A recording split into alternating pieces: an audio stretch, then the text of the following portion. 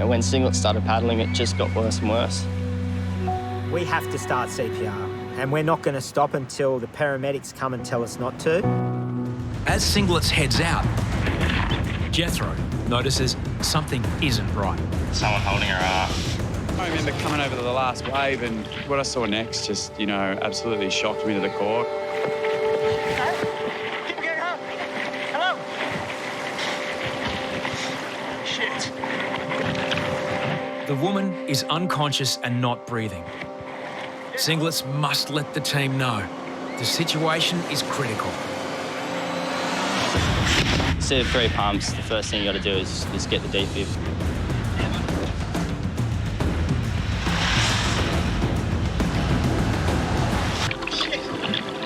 The man and the woman are from the same family. Of course, I wanted to help Singer. He was asking for help, but I couldn't leave this guy that was clearly about to drown, so I had to paddle that guy in and then go help again.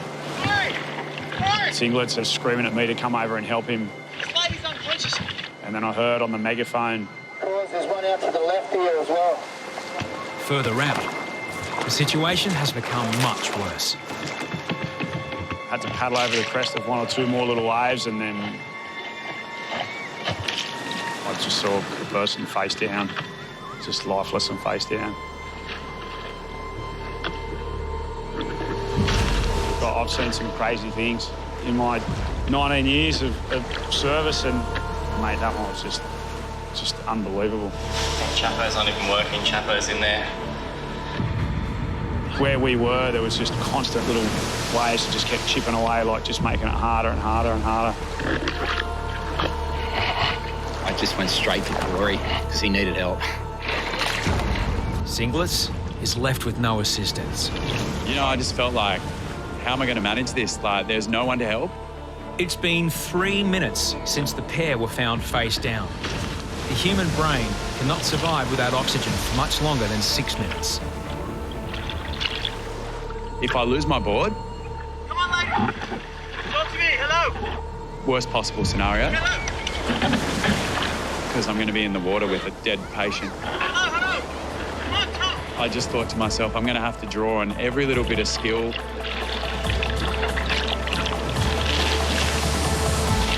every little bit of training Lady, hello. to get this woman in, because there is really no other option. Talk to me. Hello. Can you come in and help? Anyone who's tried to pick up an unconscious patient is just pretty much sometimes impossible on your own. And, for the job he did, it was just incredible. Pick it up. Sideways. Use the drone. This way. Yeah. Right, thanks, boys. 4.5 minutes after Oddbjorg was first found, Singlets begins the vital compressions, which will circulate oxygen from her bloodstream through to her brain. As shown. Don't worry about that. Keep coming. The pads were packaged in bags of unit. Oddbjorg's sister watches on. No shock. They're out there, mate. They're still out there.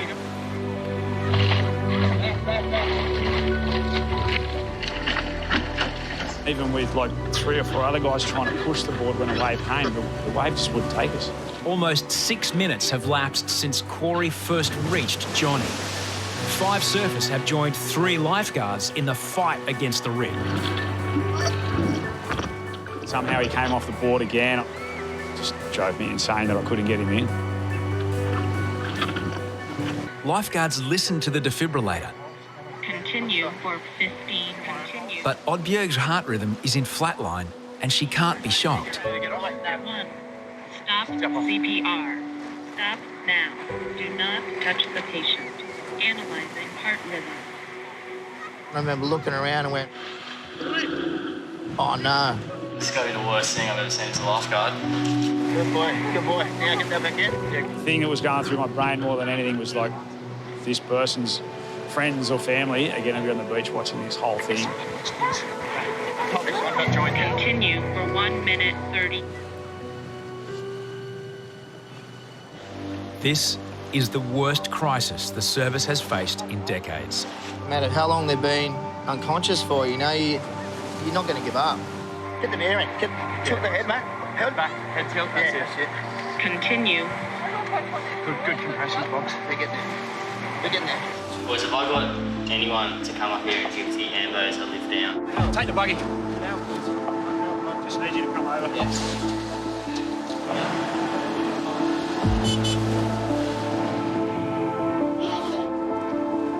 Yeah, jump in.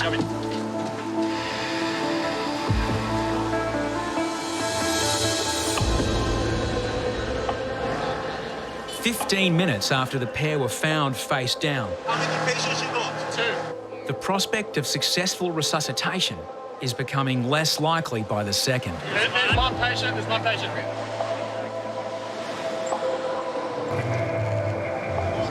got no pulse, no breathing, in the water for maybe 5 minutes. How we going with the shocks and all that? We haven't had a shot, we haven't had a AFib. The whole time, I wanted to see nothing but see him start coughing or blink. Johnny is also fitted with a defibrillator in the hope his heart can be restarted. But no shockable rhythm is present. Back to CPR, please ventilate. The hope is that we generate a shockable rhythm, we get it off flatline, and that can help him come back to life. Doing well, guys. 30 metres away, paramedics fit an ECG machine to Oddbjerg, hoping to identify electrical activity in her heart. And then out of nowhere, he said, "Oh, hey boys, I think I'm getting a faint electrical activity there." Next minute, we heard we've got activity. There's a pulse come back.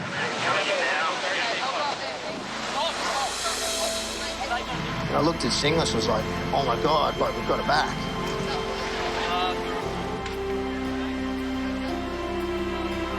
Absolutely incredible. One of the paramedics told me that there's a 0.01% chance that someone will survive something like this, and there it was right in front of us. It was just this huge relief, and Singles and I were like, "Thank God." But, that didn't help things as well, because then the boys, unfortunately, across from us were like, had their heads down. With their sister revived, family members turned to their brother-in-law. But after 30 minutes of CPR, paramedics call an end to the resuscitation. We're just like, why can't we get this guy back? Over the years, we've had so many successful sort of resusces, and it's surreal having someone die at your hands. It's not what many people are used to dealing with. Yeah, poor Jeffro, he was in the tower and would have hit him hard as well. It's harder to be in the tower when resusces are going on, because you feel helpless, but you're playing such an important role. Yeah, when Singlet started paddling, it just got worse and worse.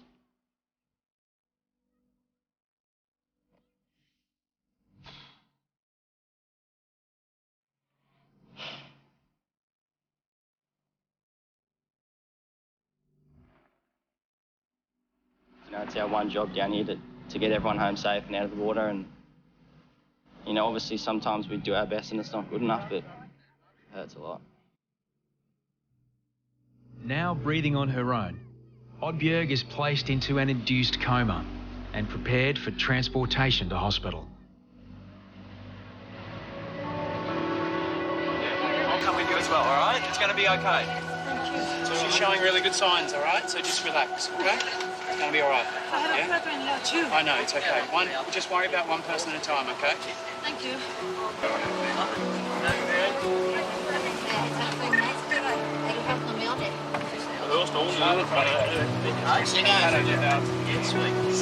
Ready to go.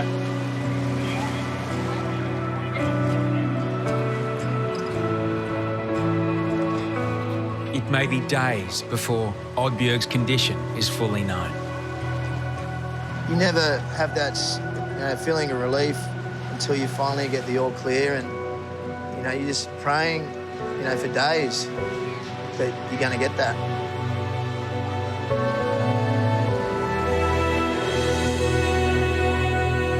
was just sitting in the tower watching the water, and we got a knock at the door, and she said, hi, you rescued my sister? And I was like, oh, I'm so sorry. Yeah, and she was looking at me, and I just said, how is she? And she's like, this is her. And the lady just stood there, and like we just looked at each other for 20 seconds. I just looked at her. I was like, this can't be real. Like, you should be dead. As soon as we saw each other, we just had this huge hug for about a minute, and there were tears.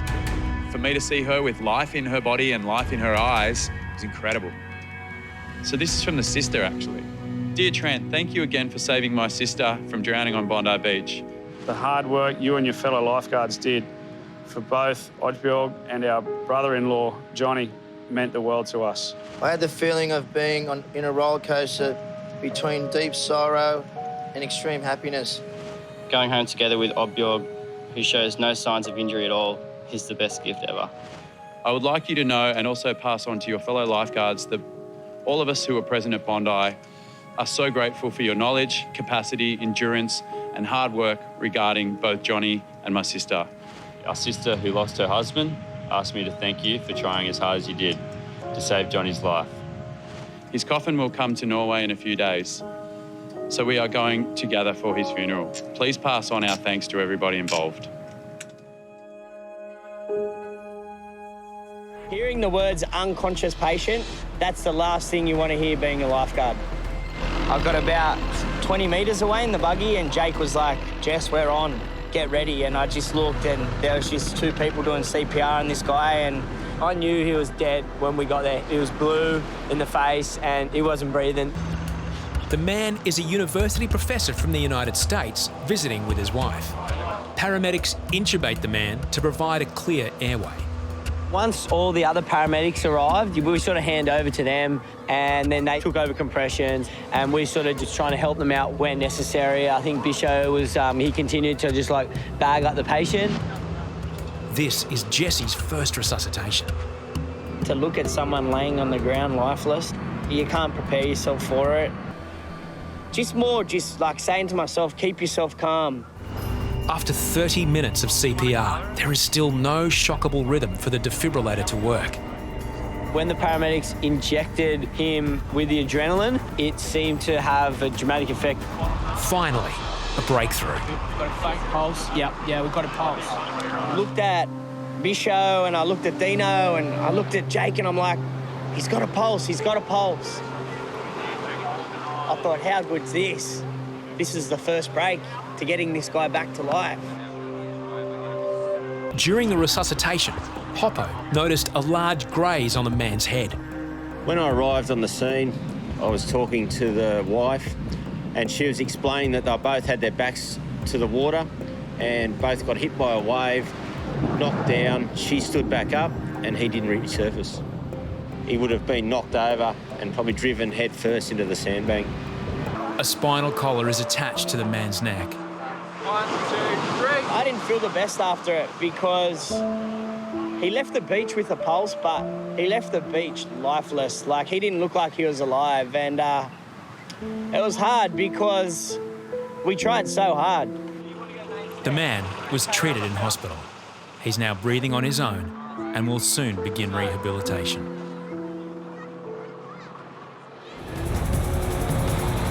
The last reports are that we've got an unconscious patient in the water, so the quicker we get there, the better off we are. It's 2 Ks to Bronny, and we're going to have to fly to get there. We still don't know at this stage if the patient's dead or alive. As we approached Bronny, I could see the boys waving, and we gradually eased off on the throttle, and when we pulled up, I just seen the look on their face, and their facial expressions were just like they'd been defeated. I knew that this person wasn't going to be alive.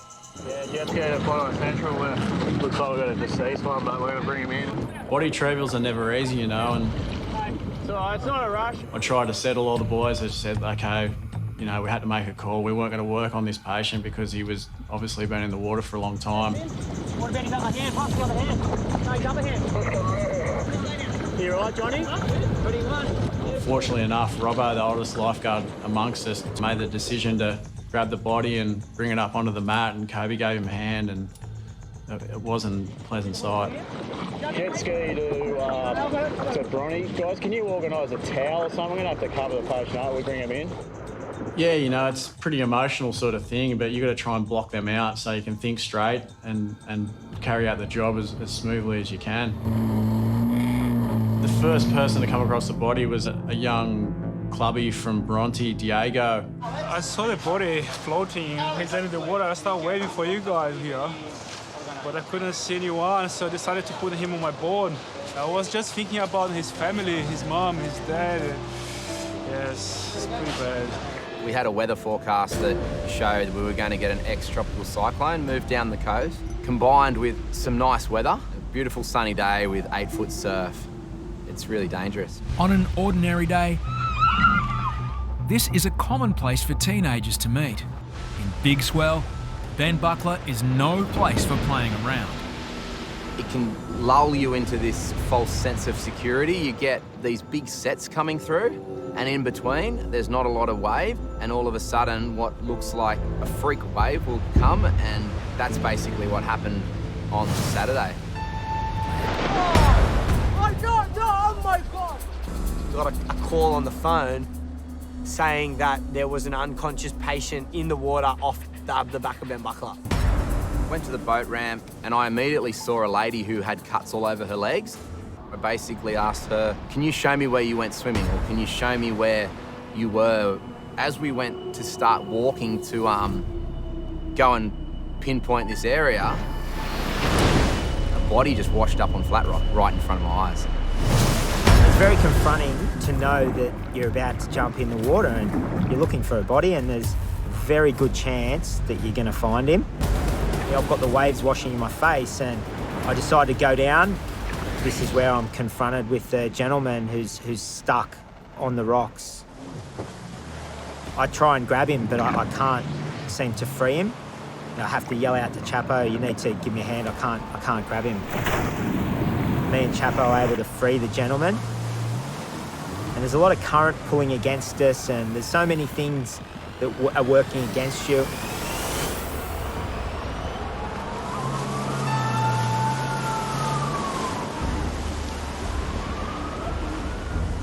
We're fighting to try and pull basically a dead weight up on the back of a rocking jet ski was really hard.